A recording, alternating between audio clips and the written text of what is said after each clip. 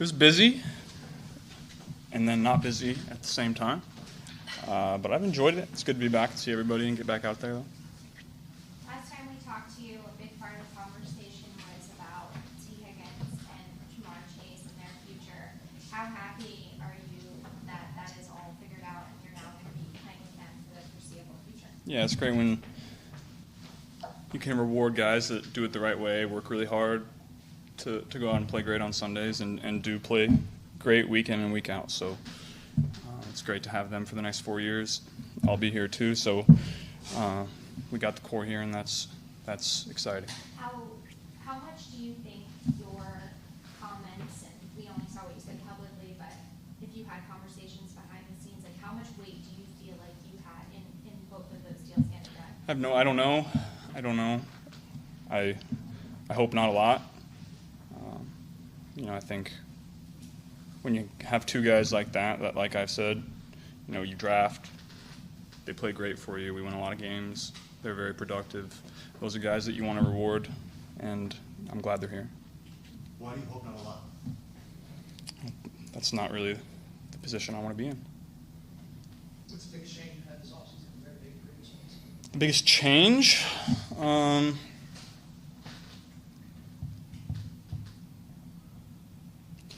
I'm not sure I'm changing too much. Just like every year, you're trying to get bigger, stronger, faster, refine things where you can refine them. That's kind of my process every year.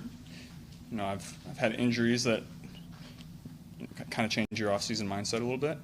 This year I don't have any of those, and that's great. So I can, focus on getting better all around and become a more well-rounded player. What do you dwell on after a season like that, when you personally play so well, missed the playoffs for a second straight year? What do you dwell on as you kind of get ready to live from here? There's always more you can do.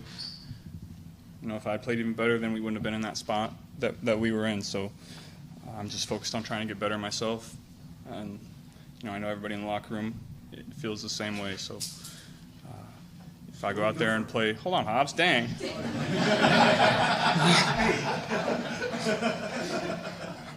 If I go out there and play better than I did last year, then it doesn't matter what goes on everywhere else. Okay, your turn, Hobbs. Nope. What are you going to do for an encore? Just try to get better. Stats are going to fluctuate year in and year out.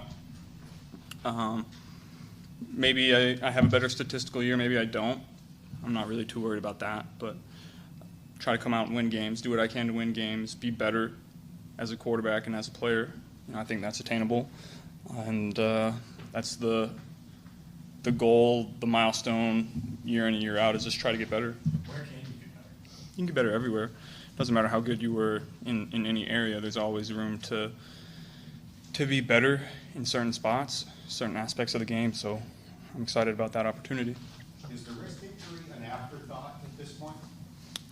Just like with any ligament injury, it's going to take a while to come back. It's better this time of the year than it was last time at the same time. So just constant improvement in that is going to do me good. It's a different side of the ball, but what's it like seeing Al Golden return now as defensive coordinator? Yeah, it's good to see Al. I haven't been in those meetings, and I'm not entirely sure. That's probably a better question for defensive guys, but I know I have a lot of trust in Al, and from my short time with him early in my career, I know he takes it seriously. I know he's a really good coach, so it's good to have him. A couple of years ago, we asked you about the rumors that you were potentially doing quarterback. Since we last talked to you, Netflix released that you're going to be a quarterback this summer. What was your reason behind wanting to do that this time around? I don't know. Caught me on the right day, I guess. But I think it's going to be good entertainment. Not necessarily the season that I wanted to have in that spotlight, but I think a big part was Peyton being involved in it too. I have a lot of respect for him, obviously, and what he does is as a person. So if that guy reaches out to you and asks you to do something, then most of the time I'm going to say yeah. Have you watched a bunch? Yeah, I've watched the several episodes, give my input. What's Peyton trying to do when he's trying to sell you on that? What's the biggest buying point? Aside from, obviously I know that guy really well, I trust him a lot. To get involved in something like that with your name attached to it, what's been the biggest selling point to say, hey, this is a project that I think would be good for me? Just that only positive things could come out of it. He's going to protect me, protect our team, protect the organization. I have trust in him for saying that, and trust that he's going to do that. So I probably wouldn't have done it if he wasn't involved, but I have a lot of trust and faith in him to not do anything that would hurt me or the team. What did you think of the first few episodes that you've seen? Pretty good. I guess that's for you guys to decide when it comes out. I don't know. I probably won't watch it when it comes out, but hopefully you guys like it. Is it more entertaining than a documentary on Jeff Hobson? I sure hope so. Just, you're a very private person and like to keep things close to the vest, but doing this documentary and then the break-in last December, what was it like going through that while knowing that cameras were following you? Yeah, that was definitely a curveball that I didn't quite expect throughout the whole process, but the people involved in it, working on it on the day-to-day were great and weren't too intrusive. So, I worked with some good people for that. Going back to seeing Jamal, when they ended up getting both those guys signed, a lot of us probably didn't think it was going to happen, and you advocate for it and go out and do it. What kind of message does that send you to the front office, kind of how much they're invested, not only you, but the whole team? Like, what does that say when they're able to go out and get something of that magnitude done? I just think it says they're invested in winning. I think they want to reward guys that they draft that come in and play great. I think that's a recipe for success. What's your thoughts on kind of the trade situation of that one's obviously the last one to get done? What are your thoughts on kind of that being still the last outstanding deal that potentially get done? Yeah, we'll see what happens with that. You guys all know how I feel about Trey. He's a great player. I love Trey as a guy. He goes out and plays well every single Sunday. He's very productive. He's a guy that deserves to get paid and get paid what he wants and what the market is. So, like I said, we'll see what happens with that. But I love Trey and hope he's with us. Did you get a text, a FaceTime from T and Jamar when they signed that? How did you find out what the deal was? I was here the day they signed. I think Jamar texted me first, and then T followed up a little bit after. But that was I think I was in Miami for that. I think I was at Sam Hubbard's bachelor party when I got that text. So that was a nice little treat. You can give one piece of advice to Shamar Stewart as he approaches his rookie year. What would it be, Joe? Just work hard, develop a routine, find the people that are going to help facilitate your success, have the right people around you, go out and make plays, play really hard, understand your job. Everything that I've seen from him in our short time together so far has been very positive. He's always got some energy in his face, comes in ready to work.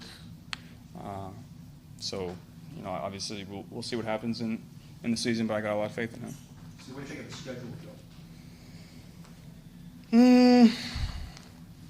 Joe? Playing in Baltimore for the fourth straight primetime year isn't ideal. Maybe we could get one of those in Cincinnati next year, please.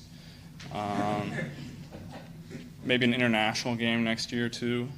I think, part of the reason I wanted to do the quarterback show, I wanted to help grow the game internationally, and so to not have a stage like that is a little disappointing because I feel like I've consciously worked hard to try to grow the game internationally over the last 18 months or so. So hopefully at some point in my career we can go over there. That being said, are you interested in all of the flag football going to be at coverage meetings, or how interested are you potentially trying out for that or being that quarterback to represent the U.S.? Yeah, I'd love to. That's an exciting opportunity, I think. I'm not entirely sure how that would work out with training camp and all of our obligations here.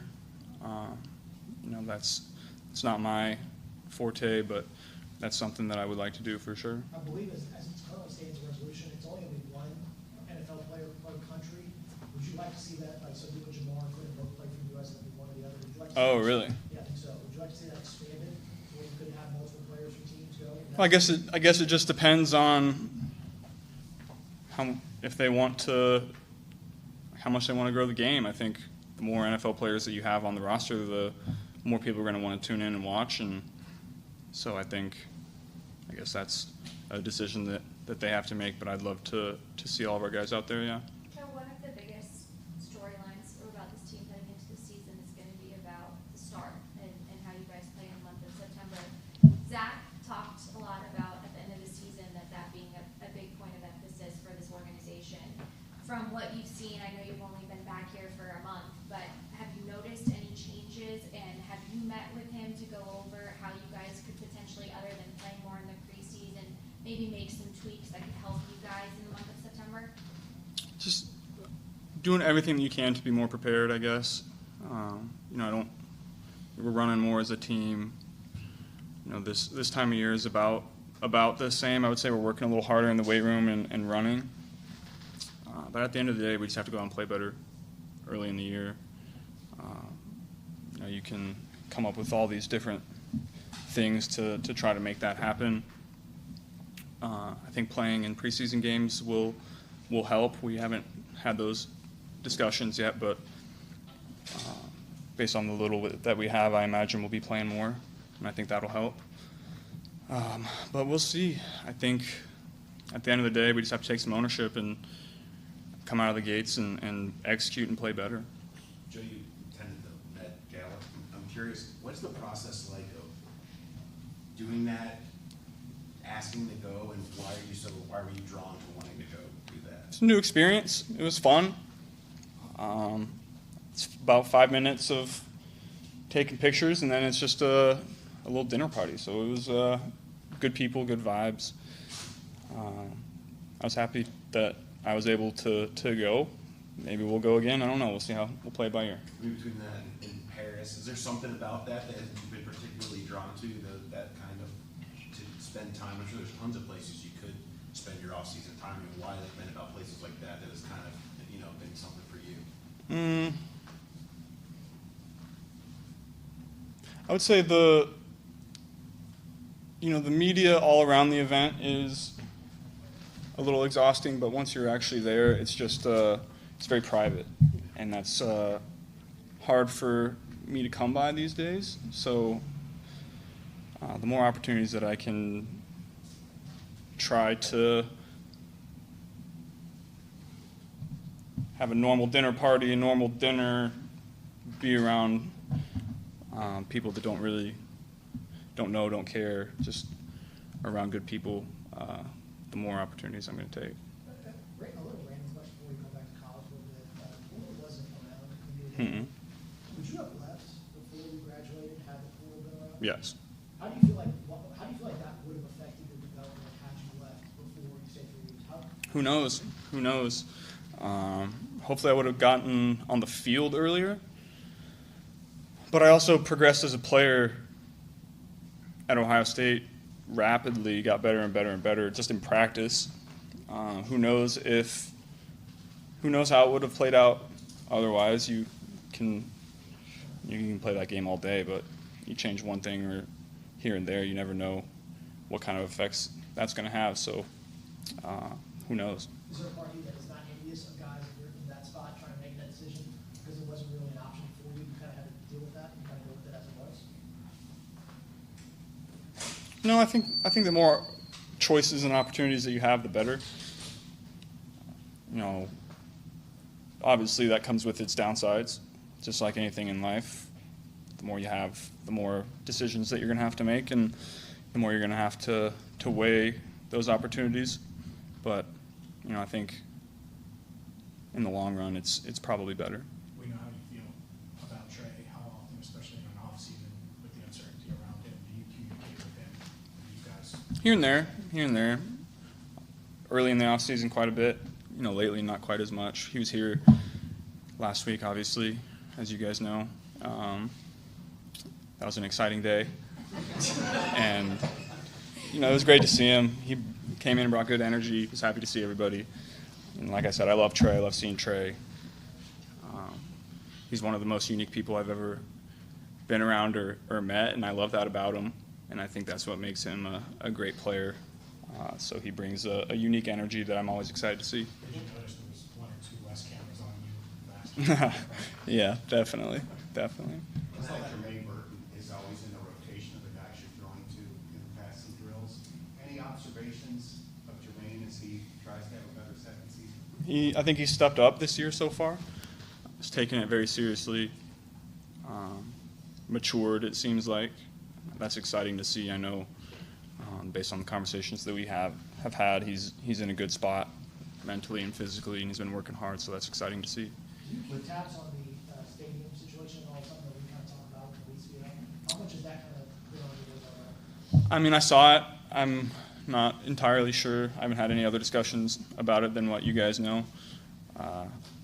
So I don't really know what's going on with that. Do you pay, how much do you pay attention to any of that? As that kind of goes back and forth with all the deadlines on that, how much are you kind of invested to kind of see how that all plays out? What's your process on kind of handle all that stuff? Right now, there's nothing really to pay attention to, I don't think. As that deadline comes closer, I'm sure if something's not done, there'll probably be more discussions to be had, but right now, nothing. You brought up Trey's little media session last week.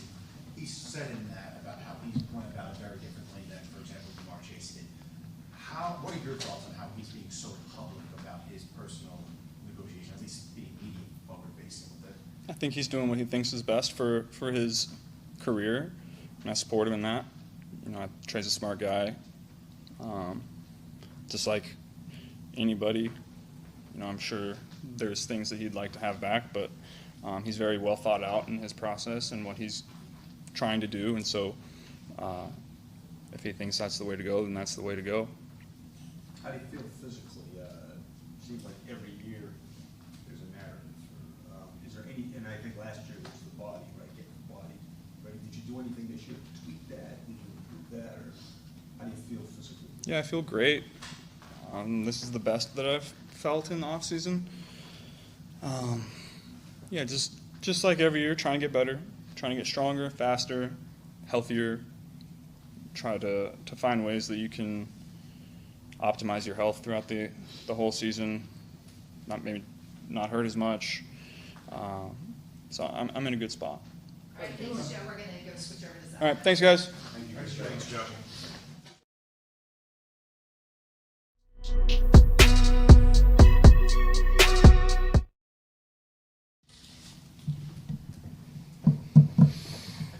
Go ahead.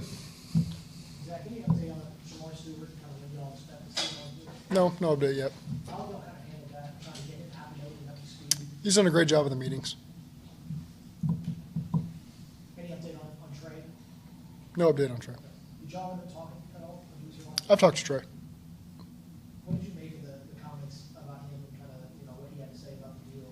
And in the text, there was a lot made of the text message. Can you kind of give a little more insight and kind of measure that and kind of maybe, was that unique for him or? I put a lot of time into thinking, those situations, there's real money at stake. So I put a lot of time and energy into thinking about how to communicate, when to communicate. And so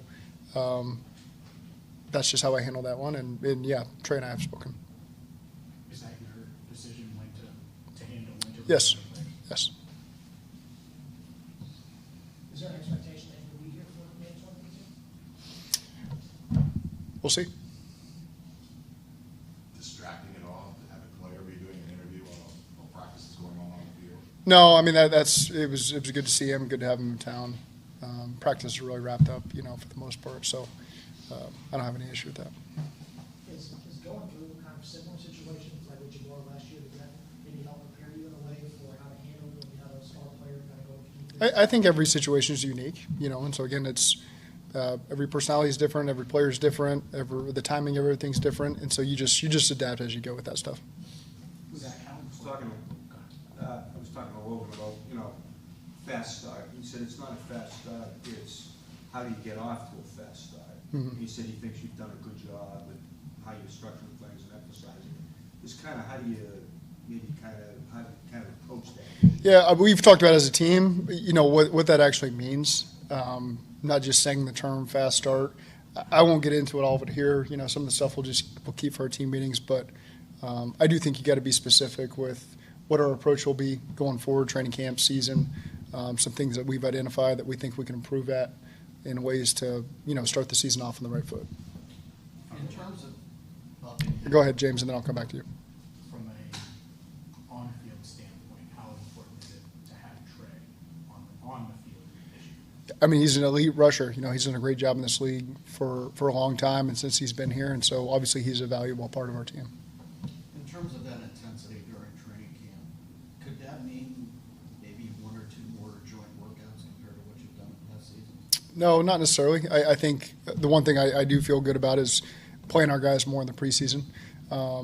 That's always subject to change depending on health and how things go with our team during training camp. But that's one thing that we've openly talked about with our players, and I think will help us as we do it. And so they know that. We've talked about that, and we'll go from there. We're going to any joint practices? Not anticipating that.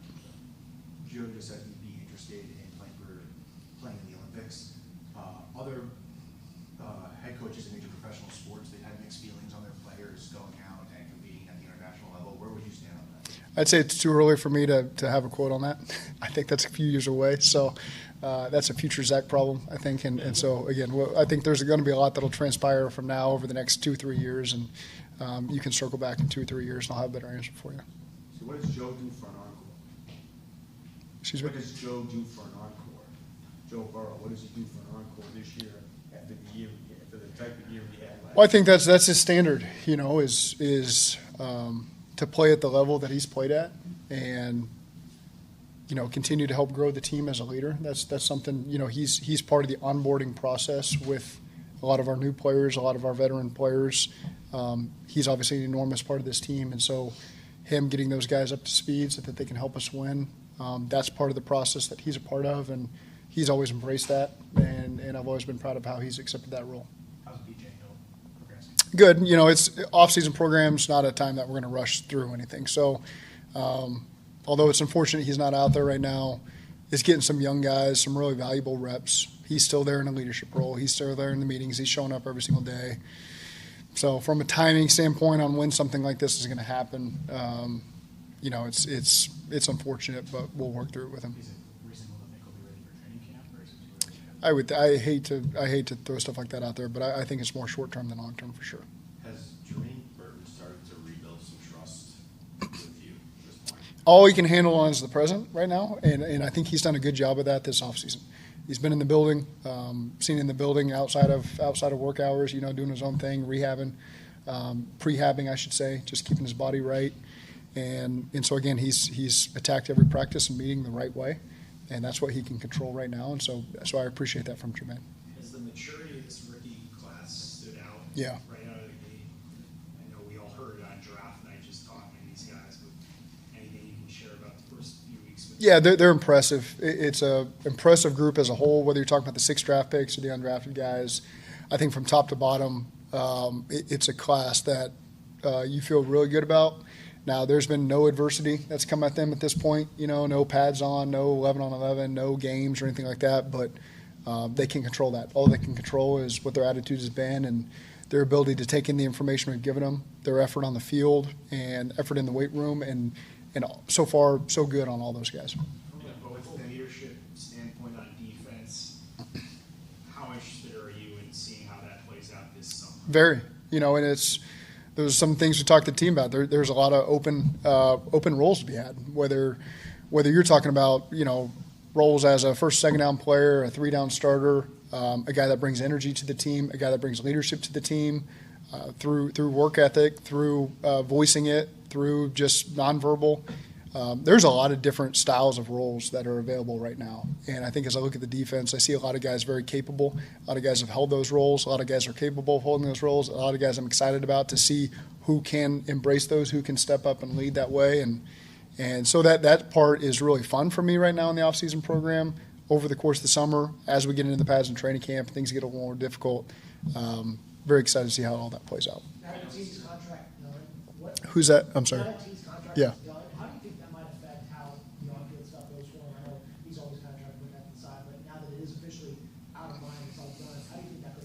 Well, there's certainly a financial relief that comes with that. But in terms of how T has worked, whether he was at the end of his contract or not, he's always, that's something I've always appreciated about T. I've always known what we're going to get out of him.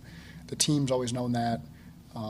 He's always worked his tail off and been present. And so I'm just happy that obviously with the contract becomes that financial relief. But then there's also the new pressure of you got a contract, and so now you got to perform that way. And my expectation for him is what it's always been, is that we're going to get the best out of T. Do you feel when the front office is going through and getting your opinion on guys, do you feel good about making sure that guys don't turn that switch off now that financial security is there? Yeah, we reward the right guys, and so I always feel good about the guys that we reward, and there's many reasons that we do that.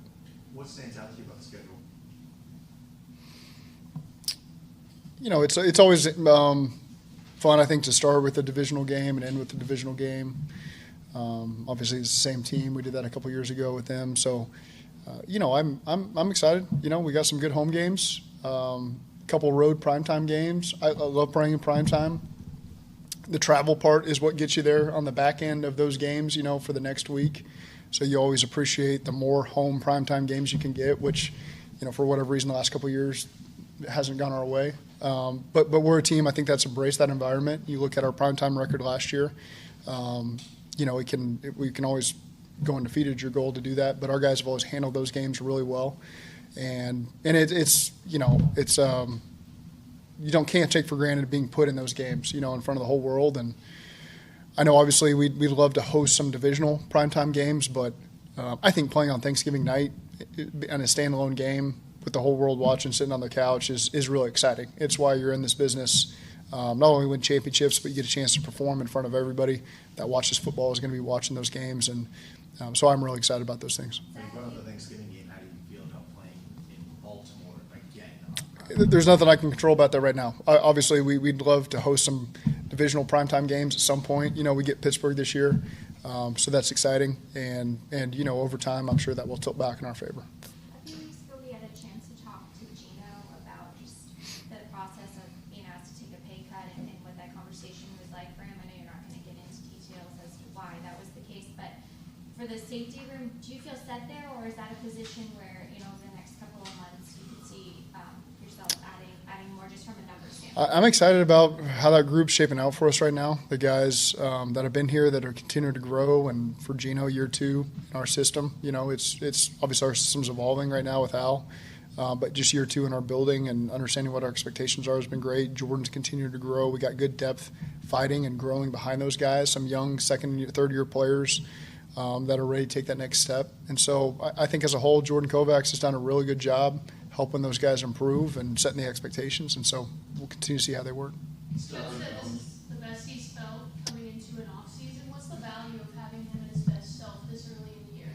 It's good because obviously he sets the tone for the group. When your starting quarterback is out there and present, getting the reps, with the receivers and the chemistry and the cadence with the offensive line and the exchanges with the backs and all that chemistry stuff. It's always critical that your quarterback's out there, and so Joe's out there has helped us a lot. Go ahead. Charlie Jones was out there doing some stuff today. What is his status injury-wise, and how important is this year for him to show what he can be here on? Yeah, I'm excited for him to have a great training camp, obviously, and create a role for himself in our system. That's why we brought him here, and he's shown flashes of being able to do that. Now there's just a consistency of staying on the field, and he's continued to work through that. I think, today he felt good. He felt good going into today, and I haven't talked to him after practice, but we'll just continue to work through that with him.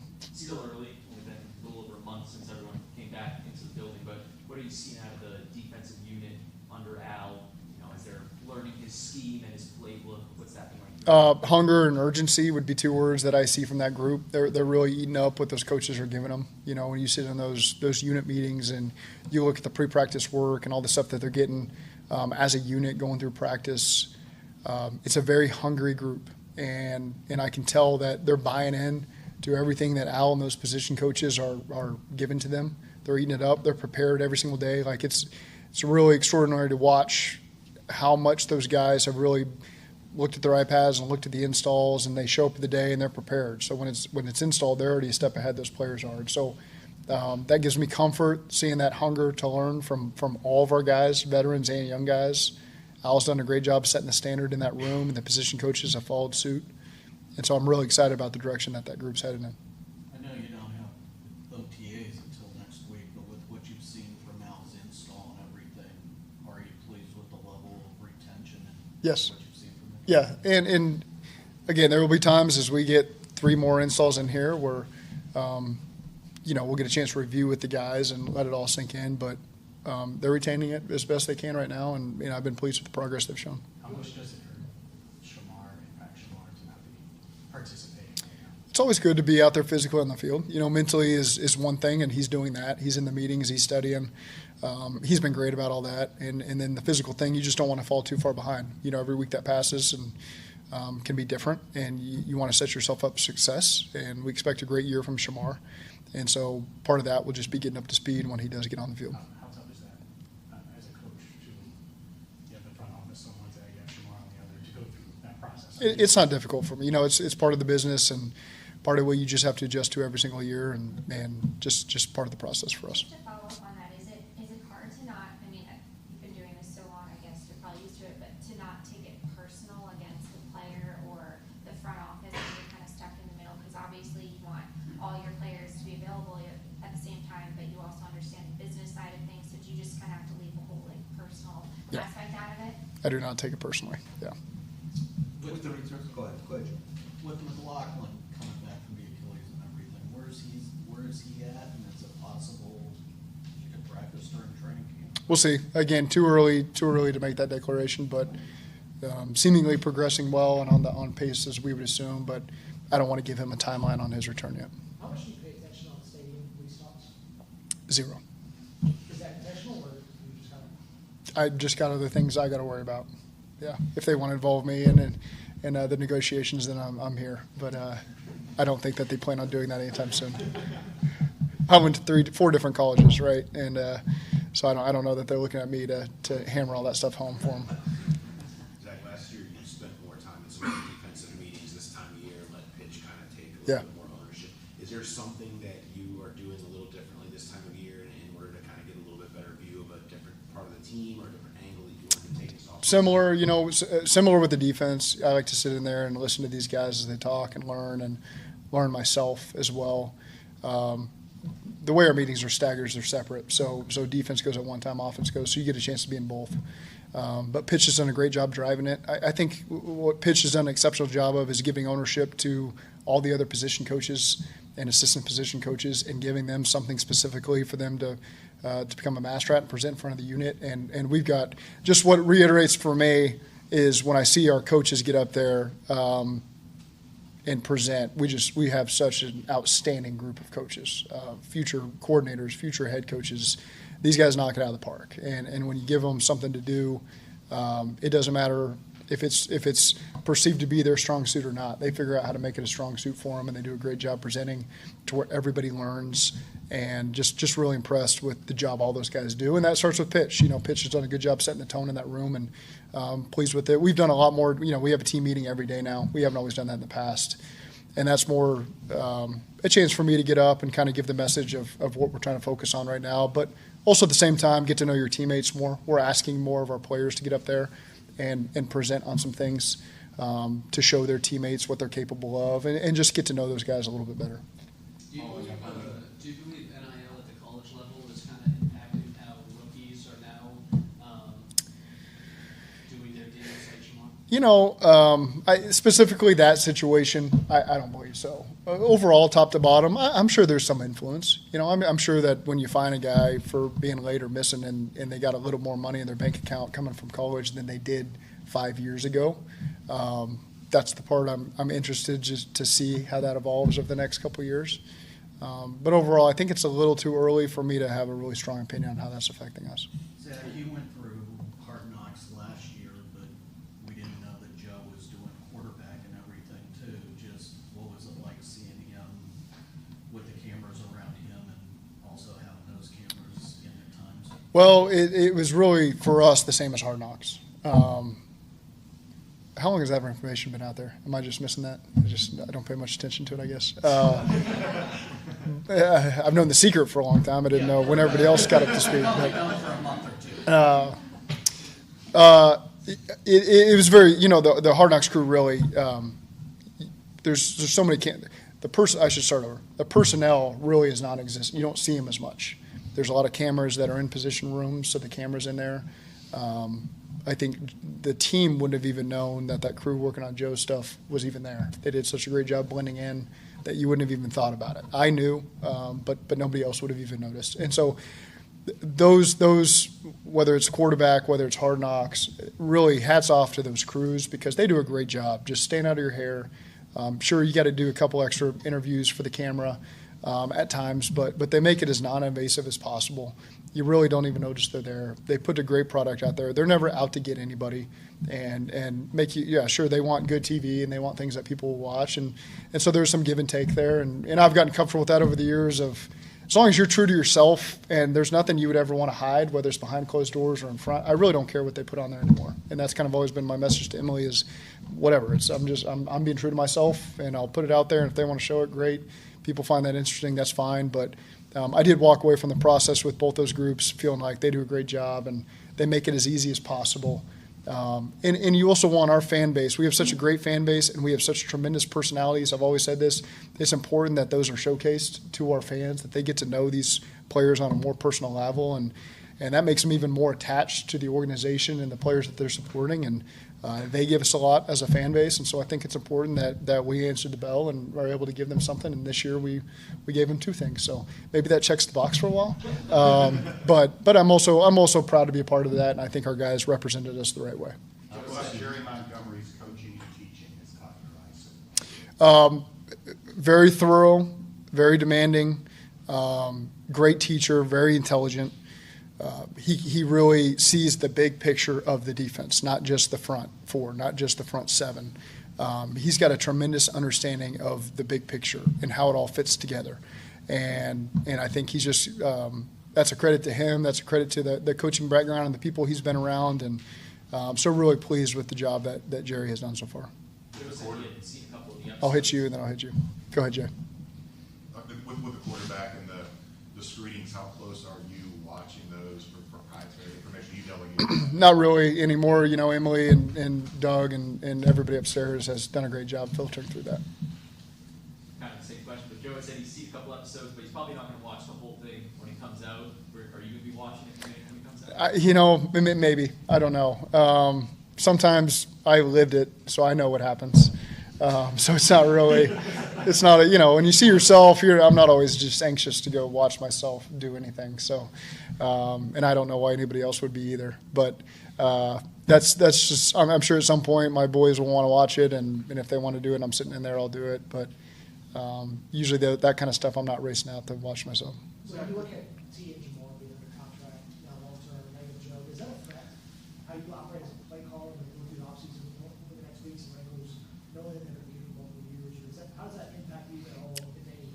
No, you're looking at this year. We're looking at how can we be the best 2025 Bengals team. And there's wrinkles. And again, that's where I think our staff does a great job. Pitch and all the assistants do an excellent job of studying the league, studying ourselves, seeing where our personnel is at. Okay, Mike Gesicki's back now. So there's some things that we can continue to grow with him maybe as we get into year two of the system. Chase Brown continues to evolve. Samaje's back. So there's a lot of things that now that we get these guys in the system a little bit longer, not just T and Jamar, we can continue to grow and tweak, and that's been a really good part of our offseason so far. I think it's still challenging to those guys that have been here for several years. Some of the new things that we're working on is good, and it's pushing their boundaries a little bit, and they've taken it the right way, and so it's good to be able to add those wrinkles in there. Zach, going back to the quarterback show, if you don't mind, you obviously recognize the upside and the positive of that. Joe also has spoken a lot, plenty of times in public about his legitimate desire for privacy, and the exposure there seems to be the exposure from a show like that.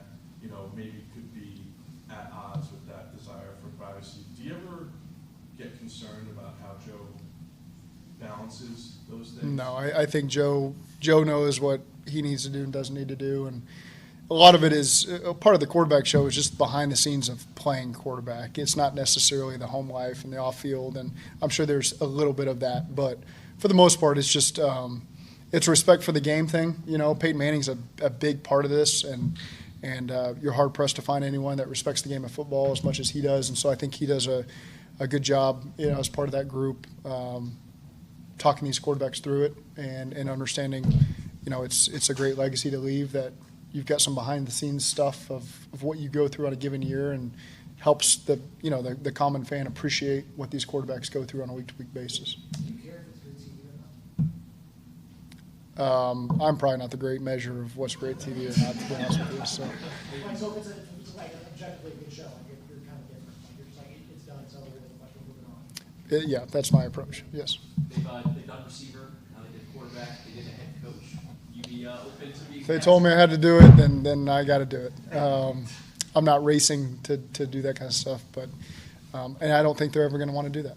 What would you hope that fans get out of quarterback watching Joe that maybe they don't know? An appreciation of what they go through every single day of a game week and over the course of a season, and how their role can evolve as the season goes, the stresses they deal with in game, the pressure is not the right word that they put on themselves, but just the commitment that they put in during the week. I mean, if you really filmed every install meeting we have, you know, from Wednesday through Saturday night, in which I think that they do. Their cameras were in there, so you're going to see some of that stuff with us, and it's impressive. And it's not many people can do it. That's why there's only 32 starters in the world, you know, at this level, and it's having played the position, I obviously have a strong appreciation for what you go through physically and mentally. But again, the top dogs at that position, like Joe, I mean, what they put themselves through and the mental stress that they can handle and process so quickly is unbelievable. I'd be hard pressed to say it's matched at any position anywhere, just because of what they got to go through mentally and physically. And so, you know, I'm sure we'll see some of that with this show that comes out. See what's, you've done it, you've lived it, you've played it. See, what's the biggest challenge facing the quarterback? The hardest thing. Yeah, how quickly you have to process. And that's why guys in post-college, you're done, you know, because you get to the next level and everyone's bigger, faster, and more complicated, and your brain's got to work that much faster. And it's unbelievable some of the things that Joe is able to do in about 3 seconds. Process, communicate, snap, read it post-snap. It's unbelievable what these guys that play at that level can do. And people won't ever really be able to fully appreciate it unless you're just around them every single day and know exactly what they go through. But like we said, maybe this show will give some insight to that. Thanks, Zach. Okay, thank you.